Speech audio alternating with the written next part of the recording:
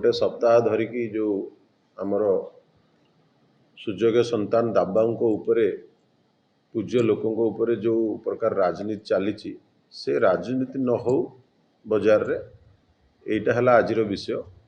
Actually विषय हला आजिर कि दामबाबू जड़े सुजोग्य संतान ओडिशार कहले चलिबो आम एरसमा माटीर सुजोग्य संतान से 5 थर मंत्री ओडिशार तांकु नेकी जो हीन प्रकार राजनीति चलची तांको प्रतिमूर्ति की नेकी सेटा न हो मो नॉलेज को जेतिकी मो ज्ञान को आसीची से एया हला कि जो संस्था को करूथिला से संस्था परमिशन नहीं नथिला।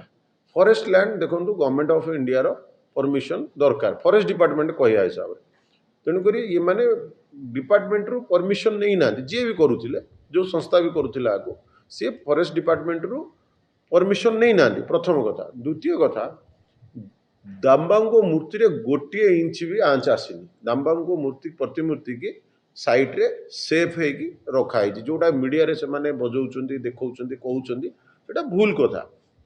मो कहया कथा मु तो आगे जेतबेले एठी 2000 मसिया कॉलेज छात्र करियर रे थिली दामबाबू सेतबेले विधायक थिले एरसमार। मु जेतबेले 2023 रे फेरिली ओडिसा को सेतबेले दामबाबू राजनीति रे नथिले।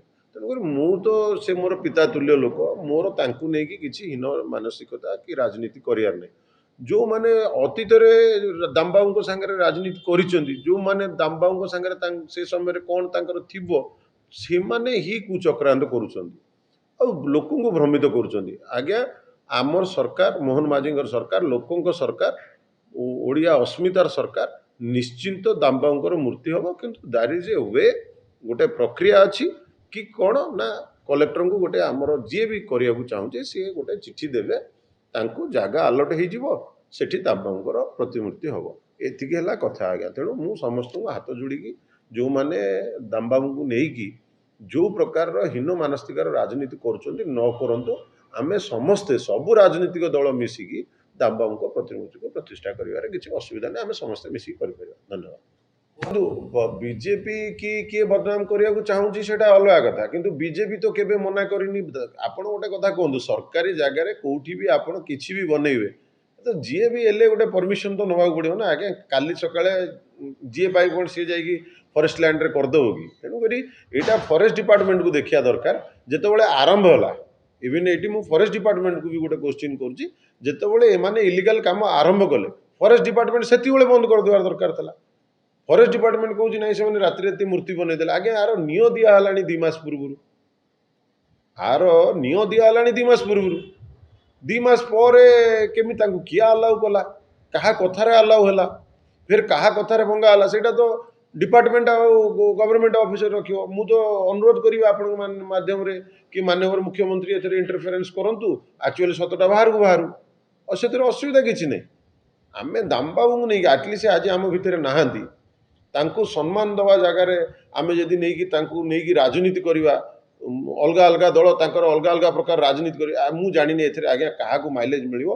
बालिकुदा एरसमार लोक समस्ते जानिछंती सेमाने समस्ते बालिकुदा एरसमार शिक्षित लोक सेमाने डिसाइड करिवे किए एक्चुअली दामबाबू को नहीं ये घटिया राजनीति करुची किए माइलेज नवा को चाहूँगी। सत्यसारथी महांत तो दामबाबू को सांगे सत्यसारथी महांत थरे भी दिखाईनी दामबाबू तो मोर पिता तुल्य लोक मु तांको नहीं कहीं से प्रकार राजनीति करी मु तो उल्टा कहूँ दामबाबू को पुओं को रिक्वेस्ट करुचे आज्ञा आपण आसतु आम 2 भाई मिसिकी आपणकर बापांकर गोटे बड़ मूर्ति स्थापना करवा कौन असुविधा कौन।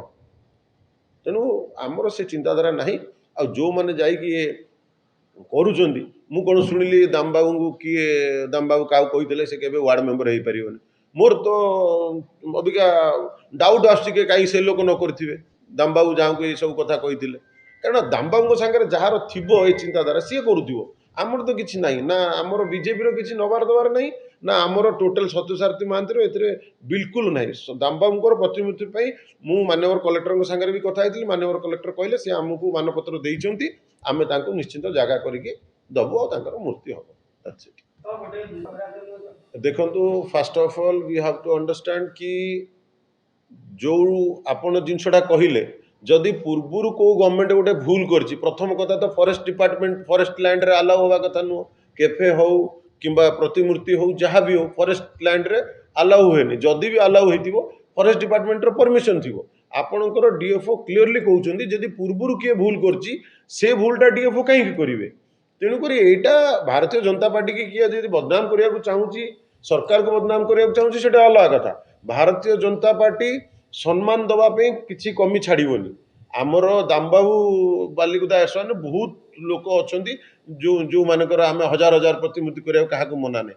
କିନ୍ତୁ ଗଭର୍ଣ୍ଣମେଣ୍ଟର ଦେଖନ୍ତୁ ସୁପ୍ରିମକୋର୍ଟର ଗାଇଡଲାଇନ୍ସ କହୁଛି ଫରେଷ୍ଟ ଲ୍ୟାଣ୍ଡ ଉପରେ 0 ଟଲରେନ୍ସ। ମୋହନ ମାଝୀଙ୍କ ସରକାର କହୁଛି 0 ଟଲରେନ୍ସ। ଆପଣ ଜାଗା ମାଗନ୍ତୁ। ଯଦି ଆମକୁ କିଏ ଜାଗା ମାଗିଥିଲା ସରକାରକୁ, ଆମ ସରକାର ଜାଗା ଦେଲାନି, ତାହେଲେ ସେମାନେ କହିପାରିବେ କି ନାଇଁ ଆମେ ଦାମବାବୁଙ୍କର ପ୍ରତିମୂର୍ତ୍ତି ପାଇଁ ମାନେ ବିଜେପିର ସରକାରକୁ କି ଓଡ଼ିଶା ସରକାରକୁ ଜାଗା ମାଗିଥିଲୁ, ସେମାନେ ଦେଲେନି, ସେଥିପାଇଁ ଆମେ ଜବରଦସ୍ତି କଲୁ। ଆଜ୍ଞା ଆପ୍ଲିକେସନ ଆସିନି, ଜିଲ୍ଲା ପ୍ରଶାସନ ଜାଣିନି, କଲେକ୍ଟର ମହୋଦୟ ଜାଣିନାହାନ୍ତି, ତହସିଲଦାର ଜାଣିନାହାନ୍ତି, ଏଡିଏମ୍ ଜାଣିନାହାନ୍ତି, ଫରେଷ୍ଟ ଡିପାର୍ଟମେଣ୍ଟର କେହି ଜାଣିନାହାନ୍ତି। ତାହେଲେ ଏମିତି କ'ଣ ଆଜ୍ଞା କାଲି ଆପଣଙ୍କ ମନ ହବ ଆପଣ ଯାଇକି ପ୍ରତିମୂର୍ତ୍ତି କରିଦେବେ, ମୋ ମନ ହବ ମୁଁ ଯାଇ କରିଦେବି, ଏମିତି ତ ସବୁ ଲୋକ ଯାଇକି ଗଭର୍ଣ୍ଣମେଣ୍ଟ ଲ୍ୟାଣ୍ଡରେ ଯିଏ ପାଇବେ କରିବ? ଆଜ୍ଞା that is a law. Bai rule ଆମକୁ ଚାଲିବାକୁ ପଡ଼ିବ, ଲ ଅଫ୍ ରୁଲ୍ରେ ଆମକୁ ଚାଲିବାକୁ ପଡ଼ିବ। ଏସବୁ ଜିନିଷ ଗୁଡ଼ା ଆଜ୍ଞା ଯେଉଁମାନେ ବି ରାଜନୀତି ଏସବୁ ଜିନିଷକୁ ନେଇକି କରୁଛନ୍ତି, କାହାକୁ ଏଥିରୁ ମାଇଲେଜ ମିଳିବ ସେଇଟା ଆପଣମାନେ ଡିସାଇଡ୍ କରନ୍ତୁ। ଆମର ଏଥିରେ ଆଜ୍ଞା କିଛି ପଶିବାର ନାହିଁ। ଆମେ ଦାମବାବୁ ପୂଜ୍ୟ ଲୋକ, ତାଙ୍କୁ ଆମେ ଭଲ ପାଉ। ବହୁତ ବାଲିକୁଦା ଏରସମା ଲୋକ ଭଲ ପାଆନ୍ତି, ଓଡ଼ିଶା ଲୋକ ଭଲ ପାଆନ୍ତି। ତାଙ୍କୁ ନେଇକି ମୁଁ ହାତ ଯୋଡ଼ିଛି। ମୋର ଯେଉଁ ବି ଦଳର ଲୋକ ଅଛନ୍ତି ସେମାନେ ରାଜନୀତି ନ କରନ୍ତୁ। ଶୁଣନ୍ତୁ, ମାନ୍ୟବର ବିଧାୟକ କୋଶ୍ଚିନ୍ ମାନ୍ୟବରଙ୍କର ବିଧାୟକଙ୍କର ଉତ୍ତର ସେଟା ଆପଣ ତାଙ୍କୁ ପଚାରିବେ। ଯଦି ମତେ ଆପଣ ପଚାରିବେ, ମାନ୍ୟବର ବିଧାୟକଙ୍କୁ ମୁଁ ଆପଣଙ୍କ ମାଧ୍ୟମରେ ଗୋଟେ କୋଶ୍ଚିନ୍ କରିବାକୁ ଚାହୁଁଛି କି ମାନ୍ୟବର ବିଧାୟକ ତ 2 ବର୍ଷ ହେଲାଣି ସେ ବିଧାୟକ ଅଛନ୍ତି, ଅବିକା ତ ଗଭର୍ଣ୍ଣମେଣ୍ଟର ଇଏରେ ସବୁ କାମ ସେ ଦେଖୁଛନ୍ତି, କରୁଛନ୍ତି, ଜାଣୁଛନ୍ତି, ସେ କ'ଣ ଜାଣିନାହାନ୍ତି? ଗଭର୍ଣ୍ଣମେଣ୍ଟର ଗୋଟେ ପ୍ରକ୍ରିୟା ଅଛି, ତାଙ୍କୁ ପଚାରିବେ କି ତାଙ୍କର ବିଜୁବାବୁଙ୍କ ପାଇଁ, ବିଜୁ ବାବୁ କହୁଛି ଆମର ଦାମବାବୁଙ୍କ ପାଇଁ ସିଏ ସେମାନେ କୋଉଠି ଆପ୍ଲାଏ କରିଥିଲେ, କୋଉଠି ପରମିଶନ ମାଗିଥିଲେ ଯେ ଆମ ସରକାର ଦେଲାନି? ଓଡ଼ିଆ ଅସ୍ମିତା ସରକାର ହିଁ ଓଡ଼ିଆ ଅସ୍ମିତାକୁ ବଞ୍ଚଉଛି। ଆଉ କିଏ ବଞ୍ଚଉଛି କି ଓଡ଼ିଆ ଅସ୍ମିତାକୁ? ଓଡ଼ିଆ ଅସ୍ମିତାର ମାନେ ନୁହଁ କି ଆମେ ଗୋଟେ ପ୍ରତିମୂର୍ତ୍ତି କରିବା ତାର ପରମିଶନ ମାଗିବାନି। ଆଜ୍ଞା ଆମେ କେତେବେଳେ ମନା କରୁଛୁ? କୋଉଠି ଗୋଟେ ଆପ୍ଲିକେସନ ମୁଭ୍ ହେଇଛି ଯୋଉଠି ଆମର କଲେକ୍ଟର କି ତହସିଲଦାର କି ଏଡିଏମ୍ କାହାକୁ ମନା କରୁଛନ୍ତି? କାହାକୁ ମନା କରିନାହାନ୍ତି ଆଜ୍ଞା। ଆମ ପାଖକୁ ଆପ୍ଲିକେସନ ହିଁ ଆସିନି। ତେଣୁକରି ଯିଏ ବି ୟାକୁ ନେଇକି ରାଜନୀତି କରୁଛି ତାଙ୍କୁ ମୋର ଅନୁରୋଧ, ଏ ପ୍ରକାର ରାଜନୀତି ନ କରନ୍ତୁ।